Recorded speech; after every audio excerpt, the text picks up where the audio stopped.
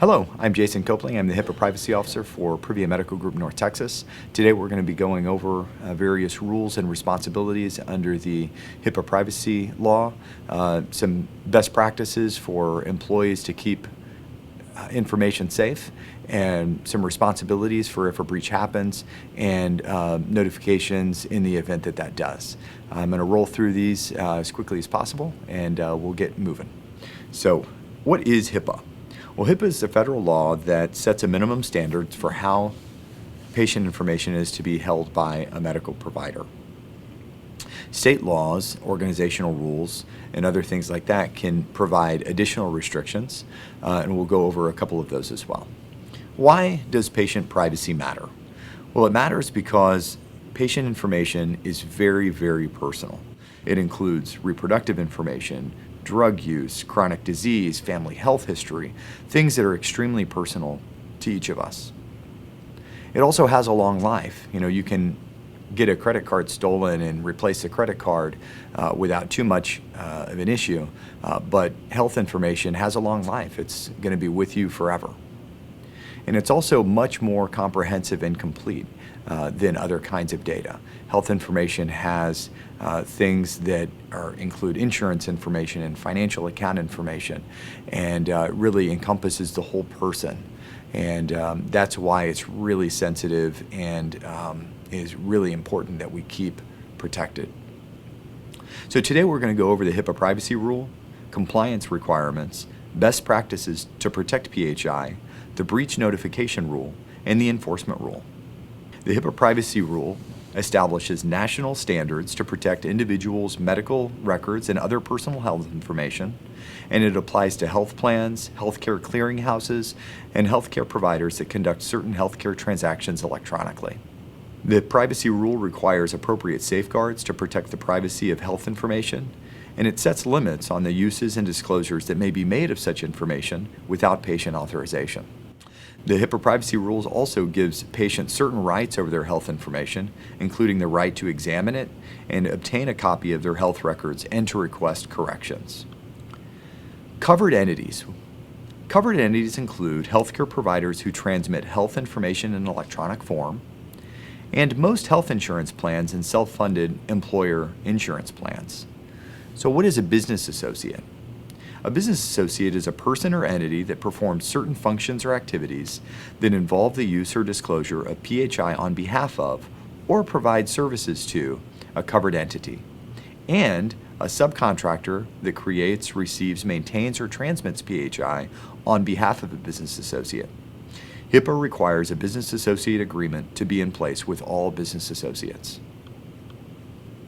What about Privia?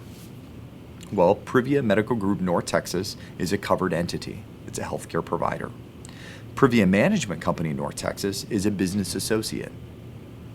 Each Privia Care Center is a business associate because the care center provides certain services and functions for or on behalf of P&G. And this would include, when I say Privia Care Center, it means PSA 3 doctors and PSA 4 doctors in their care centers. Together, we make up one affiliated covered entity, or ACE. Both PMC North Texas and individual Privia Care Centers may have downstream business associates who provide services or functions for or on behalf of their people. What is protected health information under HIPAA? It involves two things. First, it's an identifier. An identifier is any information that identifies an individual or can be used to identify an individual. Identifiers include, but are not limited to, name, initials, date of birth, contact or address information, phone or email, social security numbers, photographs, or any number that's associated with a patient, such as an insurance ID, etc. So you combine an identifier with health information. And that's any information that relates to the past, present, or future physical or mental condition or health of an individual. So you take an identifier, you add health information, and that equals protected health information, or PHI. So any combination of an identifier and health information is PHI and must be protected. Identifiers can be very general when dealing with small populations. If you have a zip code in a rural area, or if you have an age or year of birth for patients over 89, because these things can be linked to a person, even though they might not normally be able to, because when you're dealing with small populations, even small identifiers can identify an individual person. So be really careful when you're dealing with identifiers. The privacy rule protects all PHI, including but not limited to electronic PHI. PHI can be on paper, it can be at conversations, it can be in electronic data. It's all PHI in any form. Electronic protected health information obviously includes the electronic health record in NextGen or Athena. It also includes spreadsheets, email, texts, or any other electronic or digital form of PHI. HIPAA generally requires that we have patient consent to use or share PHI. HIPAA requires that we have prior written permission of the patient to use or share the patient's PHI unless we are doing so for a permitted purpose. What are those permitted purposes? Well, there are three main ones. First is treatment of the patient. Second is payment for that treatment. And third is healthcare operations. Other limited exclusions apply. For example, under certain circumstances, PHI may be shared with law enforcement pursuant to a valid subpoena or for certain public health reporting purposes. If you have any questions about this, please reach out to me and I'll help walk you through what's permitted and what's not. There's a key rule within HIPAA, and that is providing what is the minimum necessary PHI. The minimum necessary standard applies whenever PHI is used or shared for non-treatment purposes. Minimum necessary means we must make reasonable efforts to limit the information used, requested, shared, or disclosed to the minimum amount necessary to accomplish the intended purpose of the use, disclosure, or request. The minimum necessary standard does not apply to uses or disclosures made to the patient or their legal representative, to uses or disclosures made pursuant to a HIPAA authorization, or uses or disclosures required by law. So you can provide, in those three circumstances, all of the information. You don't have to limit it to the minimum necessary. What rights do patients have under HIPAA? Well, patients have the right to access, copy, and inspect their own health information, to request an amendment to their healthcare information, to obtain an accounting of certain disclosures of their healthcare information, to request restrictions on disclosures for treatment, payment, or other healthcare operations. They can request alternative means of receiving communications from covered entities, for example, through a different means of communication. And they have a right to complain about alleged violations of the regulations and the covered entity's own information policies. Remember that all patients must be offered the notice of privacy practices at their first visit or encounter with the Privia provider. The notice of privacy practices is also posted on our websites and the Care Center websites if they have a separate one. What are some of the best practices to avoid a breach? I'm not going to read this whole slide, but I'm going to go through some of the highlights. Only access patient records for work-related purposes. You cannot access your own records, you cannot access your family members' records, and you certainly can't access records just because you feel like it.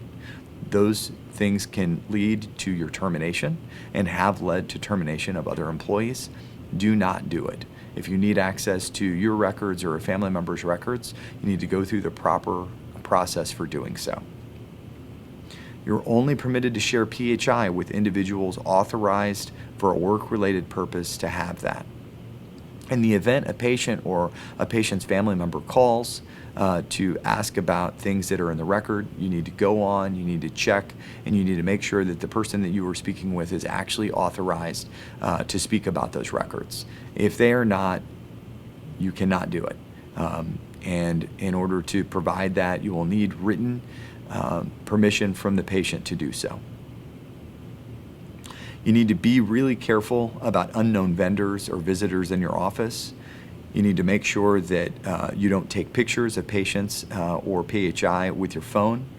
You need to make sure that all paper containing confidential information is shredded using a crosscut shredder or is sent to a shredding company. You need to review all documents containing PHI before handing them to a patient to make sure that it doesn't include other patients' information and it includes the correct information. And you need to, again, make sure that you verify with every individual who you speak with who's talking about PHI that they are authorized to speak about that PHI. Make sure you report all suspicious emails to IT.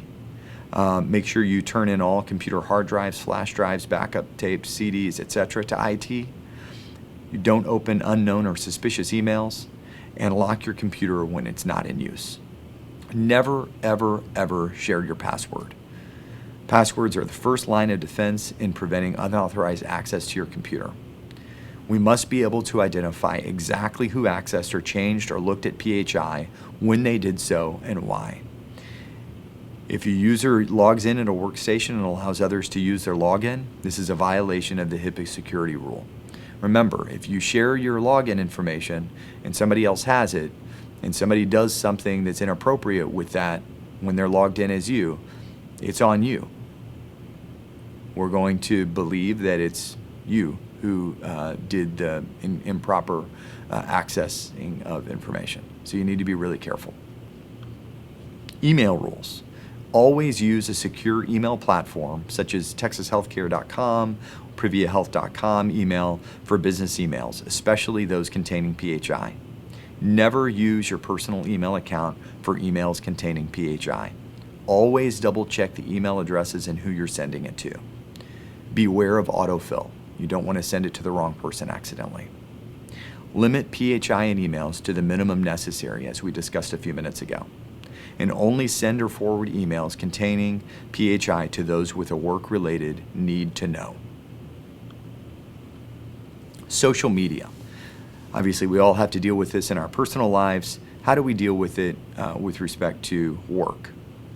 Do not discuss patients in any way on social media. And that doesn't mean that you only can't use their name. If you were describing somebody that you interacted with on social media, you can get in trouble. Things that have led to discipline of healthcare professionals by licensing authorities like the TMB have been, tired of cranky patients who argue with me over which shirt to wear. Alcoholic hockey players are so grumpy. Things that identify individuals who were there for treatment, you cannot provide that information on social media. Never, ever, ever post photos of patients. Make sure any photos you post do not include pictures of patients or any other information about patients.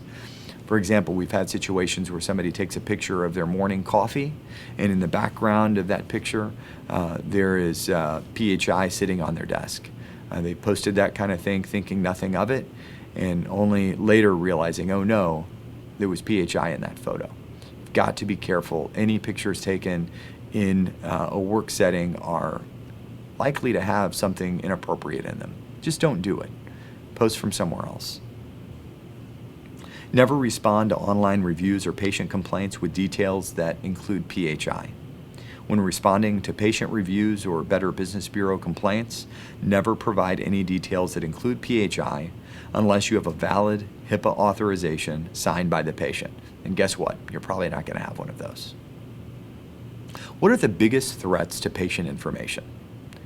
They're internal forces, errors and complacency, bad judgment, disgruntled employees, and illegal activities. There are also external forces, hackers, phishers, thieves, and other bad actors. We've got to be careful of all of those. The most common causes of HIPAA breaches include sending PHI to the wrong patient or contact, discussing PHI outside the office or for non-work-related reason, social media posts, business associate breaches, lost or stolen laptops, smartphones, USB devices, EHR breaches, break-ins, hacking, ransomware, malware. Some of those things are our fault, and some of those things are from outside bad actors. But each of these can result in an impermissible disclosure of PHI, reportable HIPAA breach, and fines and penalties under HIPAA. So even if it's not internal, even if it's an external hacker or malware, we're still responsible for that PHI because we have that PHI. The 10 most common HIPAA violations found by the OCR, the HHS OCR, include inappropriate accessing, sharing, or disclosing a PHI, failure to use encryption, hacking, phishing, and other cyber crimes, loss of or theft of laptops, phones, and other devices, lack of adequate workforce training, third-party disclosures, exceeding the 60-day deadline for issuing breach notifications, improper disposal of records, employee dishonesty, and denying patient access to their records or exceeding the permitted time frame. All of those things are taken very seriously by the Office of Civil Rights, who handles HIPAA.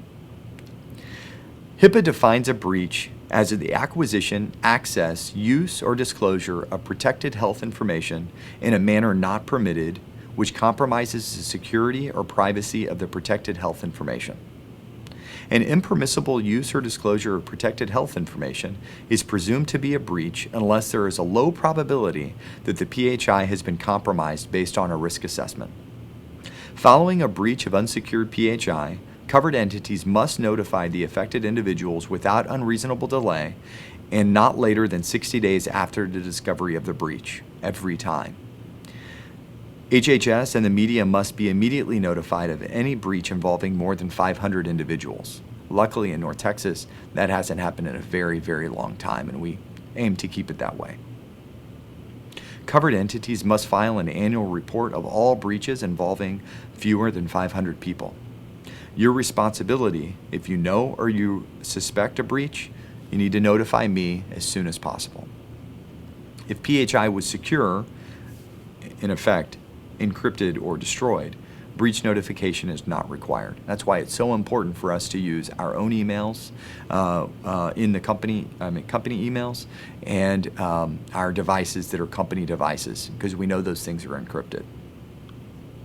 We need to store, transmit, and dispose of all PHI and confidential information securely. All PHI and other confidential information must be stored and transmitted in a secure manner. Otherwise, an impermissible disclosure will trigger the notification requirements. Under HIPAA, there are only two ways to secure a PHI: encrypt or destroy. All paper containing PHI or other confidential information must be promptly shredded or disposed of in a shred bin for cross-cut shredding. All laptops and other devices must be properly encrypted, not simply password protected. All PHI must be stored and transmitted in a secure manner every single time. We know breaches will happen, so when they do, we need to detect them, we need to respond to them by contacting me, and we need to recover from them by restoring service, complete the investigation, and notifying the parties. And I'll determine what needs to be done, and I'll take necessary action. But I can't do that without knowing about it. So if you find out about a breach, you need to contact me as soon as possible. If you're unsure whether it was a breach, contact me. I can walk you through that. What do we do when a breach occurs? Well, first, if you know of a suspected breach, it's your responsibility to notify me ASAP. I will determine if the patient HHS notification is required, and I'll notify the patients or help you walk through notifying the patient in the event that that's, when that's required. And we'll take any necessary and appropriate action to prevent a recurrence of the breach. HHS investigates all HIPAA complaints and breaches. The Office of Civil Rights is the HIPAA enforcement agency.